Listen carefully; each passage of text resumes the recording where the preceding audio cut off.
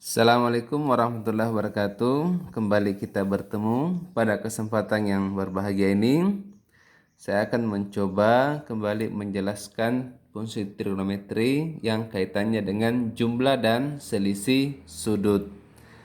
Nah, sebelumnya kita sudah mempelajari rumus-rumus jumlah dan selisih sudut juga dengan beberapa contoh soalnya. Nah, sekarang ada soal yang modelnya seperti ini. Gimana cara menyelesaikannya?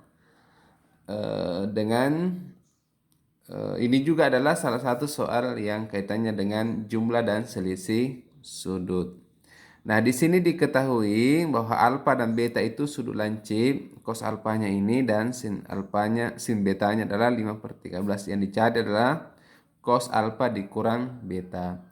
Nah, kalau kita menemukan soal yang sejenis seperti ini, maka yang harus kita lakukan adalah kita harus mengarahkan semua yang diketahui itu untuk menjelaskan atau untuk memberi informasi selanjutnya pada pertanyaan. Nah, kan sebenarnya yang dicari itu ini ya, cos alfa dikurang beta itu kan rumusnya adalah cos alfa cos beta ditambah sin alfa sin beta. Nah, kalau cos alfanya kan sudah diketahui, ini sudah diketahui. Kemudian sin betanya juga sudah diketahui. Yang masih tanda tanya adalah cos beta dengan sin alfa. Nah, mari kita menelusuri gimana cara menemukan cos beta dan sin alfa.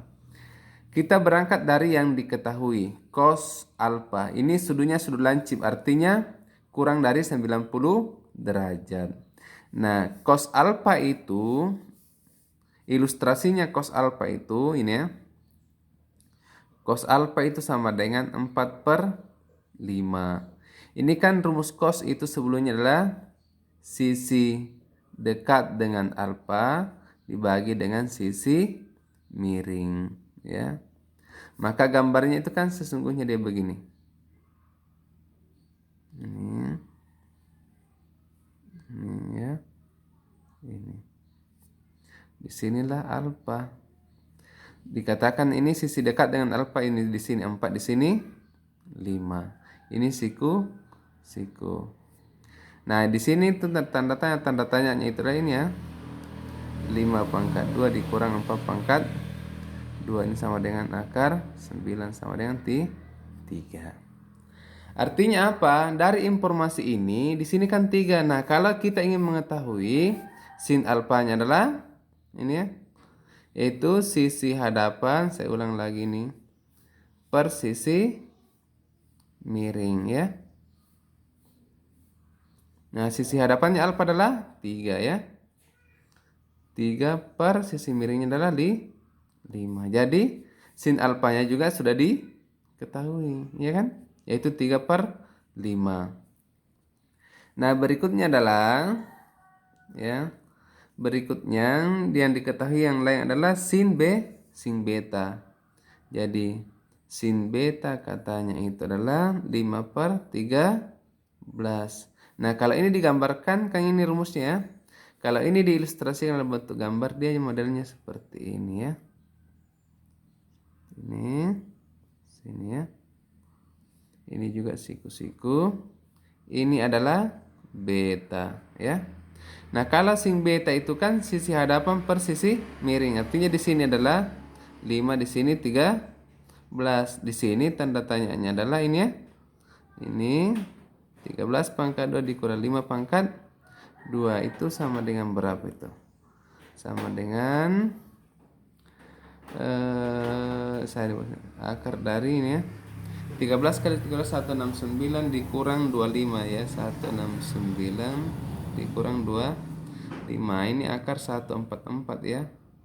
Ini sama dengan 12. Artinya sisi bawahnya itu adalah yang ini adalah 12, sehingga kita dapat mengatakan cos sini ya. Di sini maka cos betanya itu sama dengan ini ya. Sisi dekatan dibagi dengan sisi miring, itu 12/13. Sehingga cos betanya juga kita sudah ketahui. Nah, kalau sudah sampai seperti itu, maka Ini kan jadinya, jadi ya, cos alfa dikurang beta itu sama dengan ya, cos alfanya berapa? 4/5 dikali dengan cos betanya berapa? 12/13 ditambah sin alfanya berapa ini ya? Sin alfanya 3/5 dikali dengan sin betanya adalah 5/13 ya. Ini kan jadinya adalah ini ya, 4 kali 12 ya. 4 kali 12 itu 40. 8 per ini 5 kali 13 adalah 65 ditambah ini 15/65. Baru ini dijumlah berapa jumlahnya? Ini jumlahnya ini adalah 50, 63/65. Inilah nilai dari cos alfa dikurang beta. Jadi kembali ini diperhatikan ini langkah-langkahnya ya. Cos alfanya diketahui, dari cos alfa kita bisa menemukan sin alfa. Begitupun sebaliknya, dari sin alfa kita bisa menemukan cos alfa. Juga bisa ditemukan tangan alfa ya. Kan tangan alfanya ini adalah sisi hadapan per sisi dekatan, itu 3/4 ya. Ini juga tangan betanya kita bisa ketahui adalah ini 5/12. Jadi kalau ada pertanyaan nanti misalnya yang lain lagi itu bisa kita temukan. Nah, dengan mengetahui ini semua, maka sesungguhnya tidak hanya ini yang bisa kita cari, tidak hanya ini, tetapi yang bisa juga kita cari yang lainnya adalah cos alfa ditambah beta ya. Itu dengan cara yang sama seperti ini. Kalau begitu soalnya ini juga bisa dicari tangan alfa ditambah beta ya. Bisa juga tangan alfa dikurang beta, bisa juga dicari anunya sin alfa ditambah betanya. Itu boleh juga dicari sin alfa dikurang beta dengan cara kerja yang sama. Tergantung nanti yang mana yang dibutuhkan atas pertanyaannya, kan seperti itu ya. Oke,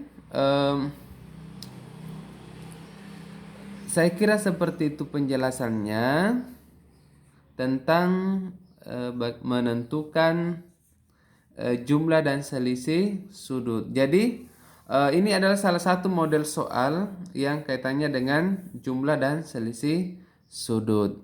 Dan soal seperti ini juga paling sering keluar di ujian nasional, di ujian-ujian masuk perguruan tinggi, dan ujian-ujian kompetensi lainnya.